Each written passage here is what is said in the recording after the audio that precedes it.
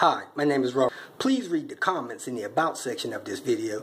It has valuable information and updates. My YouTube channel has a disclaimer video that I encourage you to watch. And please like, share, and subscribe. I hope you found what you're looking for. Thank you very much for watching.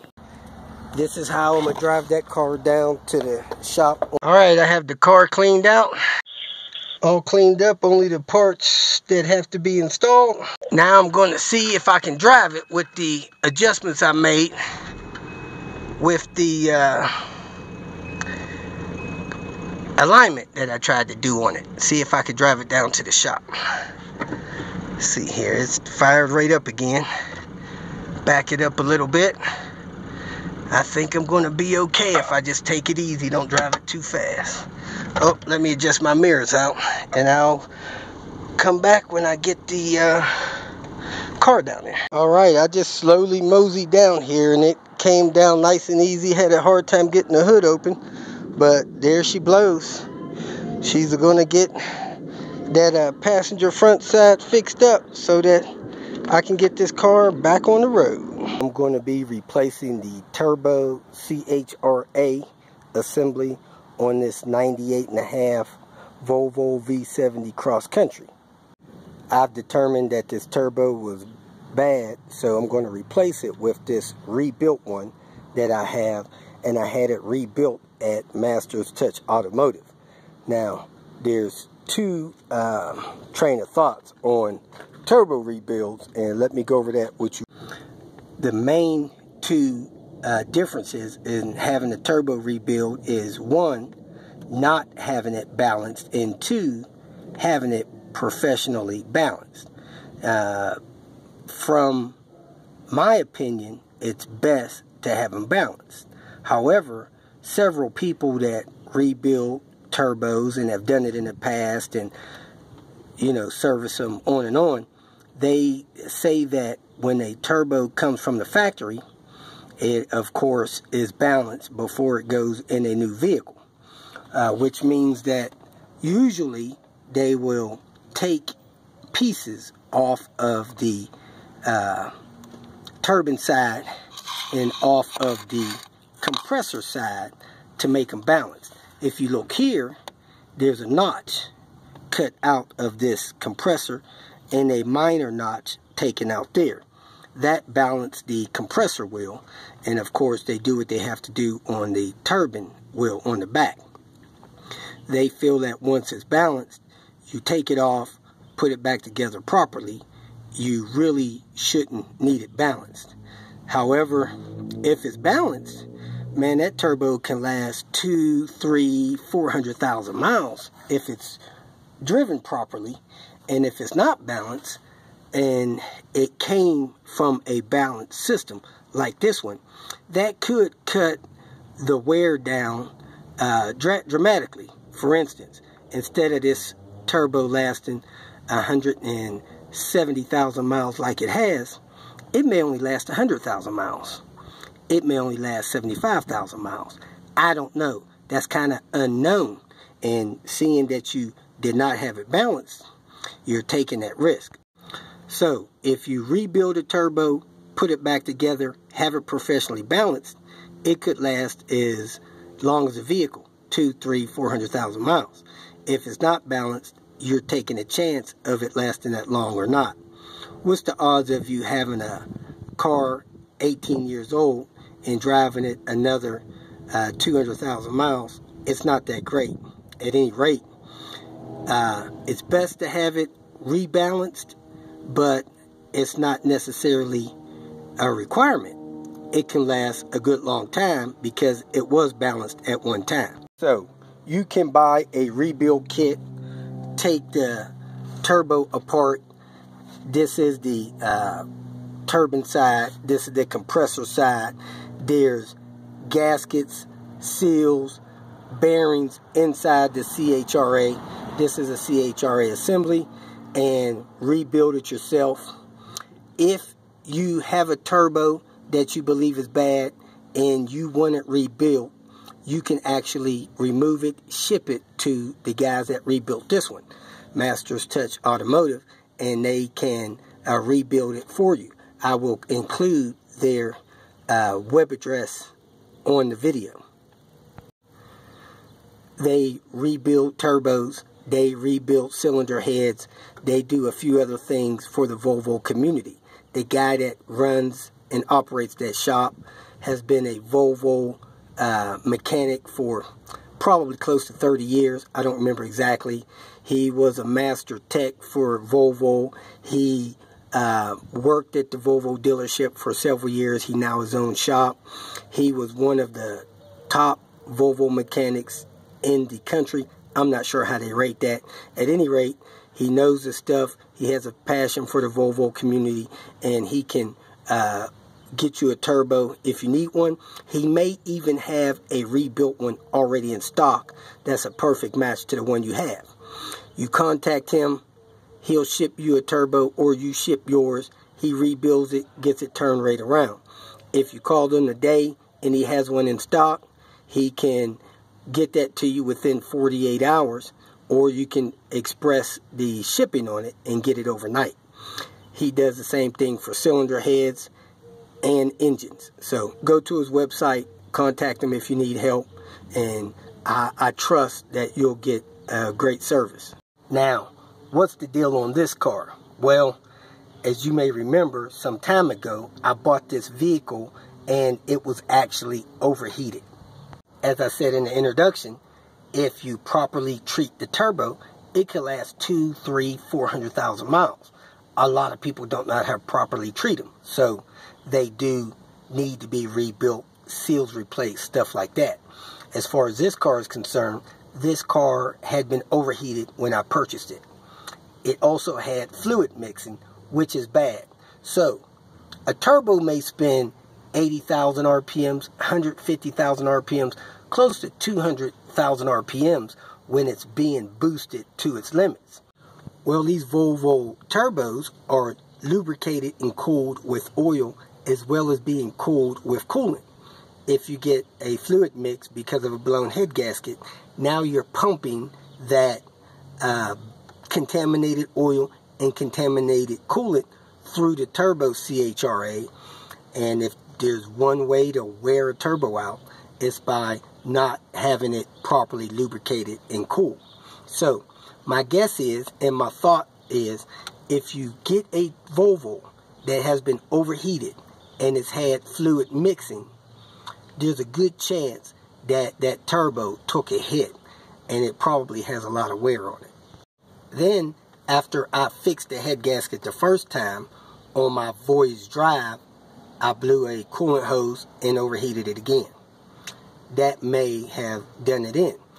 After I got the head replaced for the second time, I took the car out on the freeway, and every time I went watt or aggressively accelerated while I was on the interstate, I could see smoke blowing out of the rear of the car. I'm not sure if that was smoke from the turbo or a spray of oil from the oil leak, because somebody had batched up the turbo drain tube going into the block. I don't know which one it was. So I pulled the turbo out because it was not possible to get the bolts out of the bottom of the turbo to replace that with it in. And I cleaned the turbo up. When I put it back in, I finished it off. Bumping it around, pulling on it, pushing on it, getting it in and out of the vehicle, the turbo was now bad.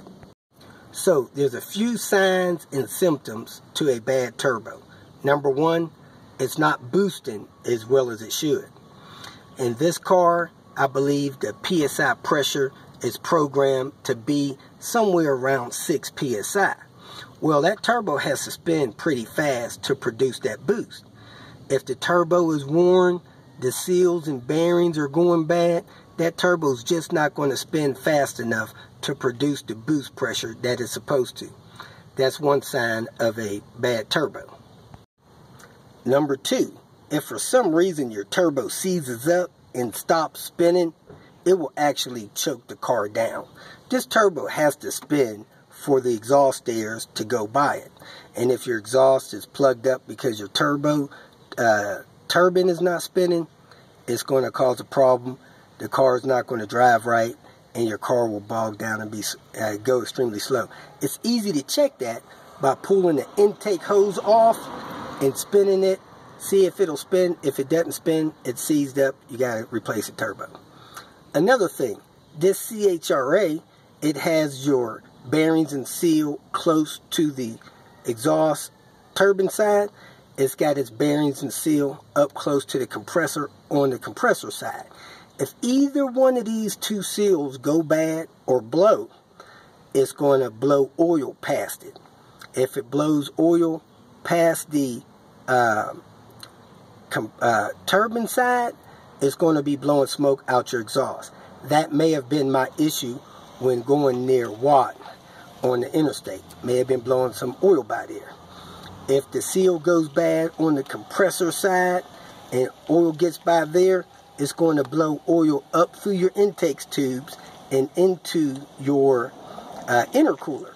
The Volvo's intercoolers have a weep hole in them, and oil will come out of that weep hole because it dumps it down in the bottom. It blows the air up, and it's designed to help oil, if it's coming through this turbo, get caught there and go out of that weep hole. And that was actually happening on this car. I hope I can include a clip of that. Here's how you come under the front of the car. That's the intercooler there, and that's the weep hole there. As you can see, it's wet. I actually had a puddle of oil under the car when I moved it one time, and the oil was actually getting low. It was blowing so much out of the engine. Another things that turbos do when they are going bad, they get noisy. If your turbo is pretty much quiet and then it starts getting noisy and screaming when you accelerate, you probably got the bearings in it going bad. Seals may still be good, but again, it's not going to spin fast enough to build the boost pressure that you need to keep it going. So I'm going to install this CHRA, remove the one that's on there, have it rebuilt more than likely, and if you need a turbo rebuilt or replacement turbo, contact Masters Touch Automotive. If you have a turbo that's been rebuilt from someone or get a new one, usually these holes will be plugged. I didn't plug them. I grabbed it as soon as it was rebuilt. It'll also come with some gaskets to seal off your ports. This one on here is the drain. You got to put a gasket on that and put the drain tube on it. Opposite of that is the oil supply. So the oil goes in here and comes out there. Since this has been sitting on the shelf and it hadn't been installed immediately, what I'm going to do is pour oil in there, spin the turbo while I fill it with oil, and let oil drain out the bottom of it into a drain pan. You do not want to install a turbo dry or semi-dry. Then this port here is the coolant return. The port on the back is the coolant supply. I could flush some coolant through there if I want. I don't have to. I'm more concerned about the oil lubrication. I already have a video showing you how to remove and install the turbo assembly. So I linked that video below. I'm going to go ahead and pull this turbo. After I get the turbo pulled, I'm going to remove it from the turbo intake housing, and I have a video that I'm going to include here of how to rebuild the turbo. So you'll be able to see that, and then I'll reinstall it on the car. Let me get started pulling this turbo.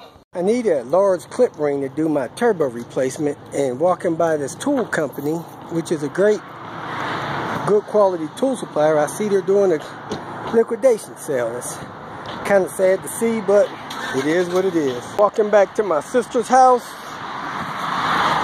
Google Maps estimated I'll get there at 12:04, so let's see. Dumped the oil out of my oil pan, cleaned it up with the oil eater. Now I'm draining my coolant into my pan. Now I'm going to take the heat shield off the back of the engine so I can gain access to the turbo. Now that I have the intake off, I'm going to take this down here, see how much fresh oil we see down in the turbo intake. And that's the intake of the turbo. Not sure if we can see oil down there. Let me see if I got my light on. Okay, I got the light on it now. going down and look at the turbo intake. So you could put your finger on that, spin it around, see if you got some play in it. I put my finger in the intake and the turbo is not turning at all. So it appears that it is either seized or jammed up, locked up somehow. Let me take the rest of the stuff off and see what's going on with it. If you could look down in this turbo intake, man, there's a lot of oil down there. Just a pool of oil. So I'm gonna try to get this loose. I don't know if it's bound up or if it's seized. I'm gonna find out in a minute. Not sure why, but there's a puddle of oil there that poured out of it. But this thing has seized up. So I'm gonna pour the oil back out of the top of it here, because there's a bunch of oil there. Look at all that oil that was in the turbo. But you seen it? That was a whole cap full of oil still coming out. But you see all the black soot on the back, and this turbo is almost totally seized. Alright, there it goes. It's spinning now. So I'm gonna go ahead and replace it. It was jammed up somehow. So it might have got jammed when I put it in. It appears that I probably got the turbine jammed in the exhaust and bent it installing it. So I got to be careful. I basically destroyed this turbo when I reinstalled it after cleaning it the last time. So I'm going to be a lot more careful with the next one. Alright, I have the clip ring in and seated. Now I'm just going to grab the seals and get out of here. Back from lunch, the wind is blowing, so I'm not going to be able to do much filming. But let me go ahead and set this turbo in place and get the clamp around it. There's a cap full of oil. I'm going to pour that down in the turbo while I'm turning it. Hopefully fill that turbo up so it doesn't get a dry start. Okay, I have everything installed except for the heat shield.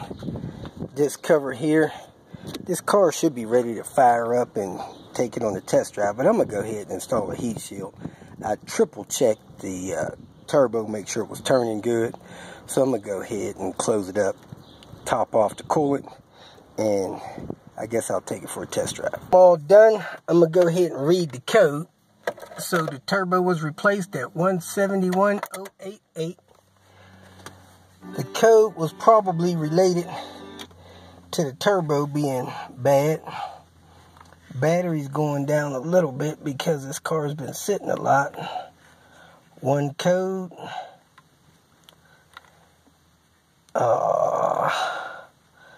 Let's scan it again. No codes. I'm going to start it. Fires right up. Check engine light. One code. 455 code. I wasn't looking forward to that. I already fixed a big evap leak on that.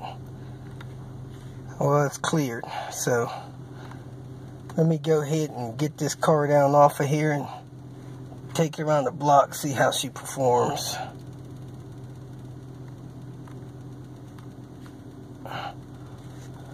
Put my big brother sensor back on it. Alright, a few more things that I know I have to do to this car. I need to install the hood latch system, which I have. I have to install that cover there, which I have. I need to detail it up a little bit, get it cleaned up, and that may be it. It sounds pretty good, so let me back it off these ramps and clean up the little bit of tools I have here and call it a day. Ah yeah, instant power. Running like it should. My guess is the whistling and howling we heard was the turbo being seized and the air sucking around the seized turbine. Because, man, that whistling we heard was not the turbo turning. So, we go ahead and take it a couple miles and bring it back. Well, she drove real well, so I'm going to go ahead and pick it up, take it out on the highway tomorrow, drive it 30-40 minutes, maybe an hour, just to make sure it's good to go. Get it all cleaned up probably Thursday, and use it around town for a few days, and hopefully get this thing delivered or sold, whichever the person that needed it wants me to do it. If you feel that this information was useful, please like it and share it with your social media friends. You can subscribe to my channel so that you will get notifications of future videos that I post. You can follow me on Twitter, and if you need to contact me directly, please visit my website. And if you have any questions, leave them below, and someone or myself will reply to them. Again, thank you very much for watching.